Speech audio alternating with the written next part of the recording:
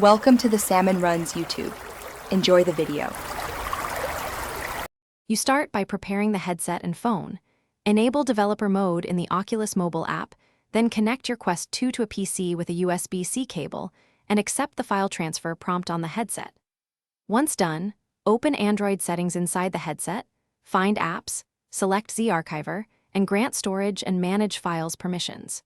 You must do this first because ZArchiver needs explicit access to the Android file system to read and write game folders. Next, you mount and access the storage. If direct access still fails, use a DB, run a DB devices to confirm connection, then use a DB shell to mount or grant. Specifically, execute PM grant-ru, zdevs, ZArchiver Android. Permission: manage external storage when required. Once granted, use ZArchiver to navigate to /SD card, Oculus, or Android /data.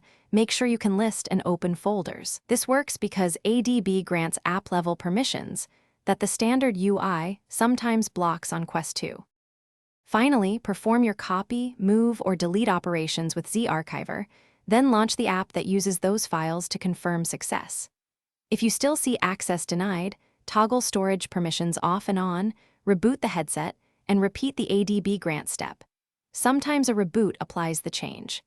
As a last resort, reinstall ZArchiver or use SideQuest's file manager to transfer files. That bypass can confirm whether ZArchiver or a system policy is the problem.